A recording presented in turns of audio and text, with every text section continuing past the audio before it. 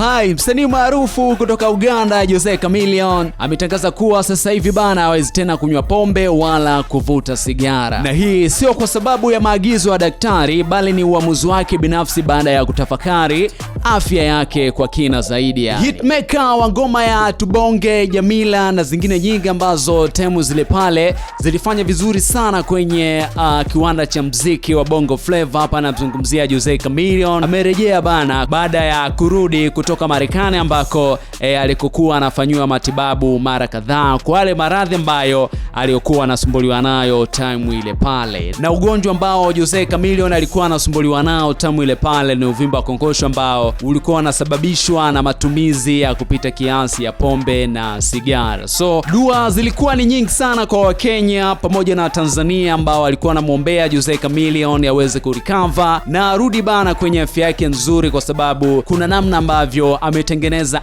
icon ama njia ya Bongo Flava ifike pale ambapo ilipofika time hapa. So design kama maombi ya Tanzania na Kenya yametimia hivi kwa Sagodi baada ya legendi huyo wa muziki bana kuonekana afya yake design kama kwa kiasi fulani hivi inaridhisha na imerejea kinamna moja ama nyingine. So tukapata wasawa kupigana story na mazungumzo yalikuwa kama hivi hapa. Alipata nafasi ya kuzungumza vitu vingi sana Jose Chameleone akizungumza na wanahabari wa burudani alipowasili JK pale nchini Kenya. Chameleone alisema safari yake haikuwa ya kimatibabu pekee, bali pia ya kukutana tena na marafiki zake wa zamani ambao wanaishi kule nchini Marekani. Akiwa Marekani kwa matibabu, alikiri alipoteza kilo 13 na hapo ndipo ambapo alipoamua kubadili mtindo wake wa maisha yake. Hii inanukuu hapa: daktari hajanilazimisha kuacha, ila nimejipima mwenyewe. Nilikuwa natumia pombe kupita kiasi na kuvuta sigara maisha yangu yote. So kwa ajili ya afya yangu nimeacha yote hayo na kuangalia afya yangu kuliko kitu chochote kile sasa hivi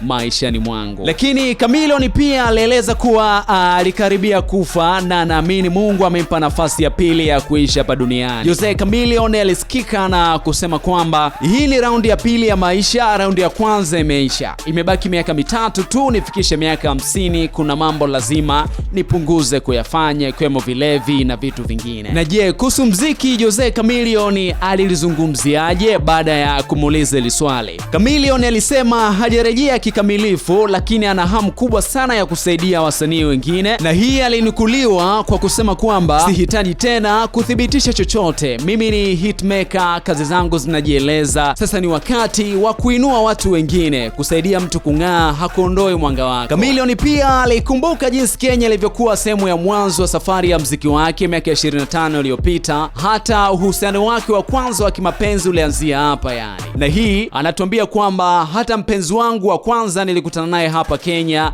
Hapa ndipo kila kitu kilianzia hapa kwenye maisha yangu. Zaidi bana, kwenye hii story ametoa mwaliko kwa wasanii wote wenye ndoto kubwa za muziki. Akanukuliwa huku akisikika kusema kwamba niko Kenya kwa muda. Kama unaamini kwenye kazi yako, njoo tufanye kitu kimoja hapa, ili mradi tulisongeshe gurudumu la kimuziki kwa pamoja, mimi na wewe. Huyo ndiye legend ambaye alikuwa anafanya vizuri times zile pale. Of course kwamba ana hit song nyingi sana ambazo zimekuwa generated kwenye kizazi chake cha muziki nzizo hapo yani. Hii ni Info Plus Media, you know my name, just call me Elodie Icon, kinita mic controller. Inakuwa unyama ni mwingi kinoma noma hivi, lakini kama bado haujasubscribe channel yetu na kuomba tumia sekunde kadhaa tu, bonyeza alama ya kengele hapo, lakini pia bonyeza neno subscribe ili uwe wa kwanza kabisa kupata madini yote ya Story Code pale ambapo tunapo ya update. Bye bye, wakati mwingine, enjoy my man.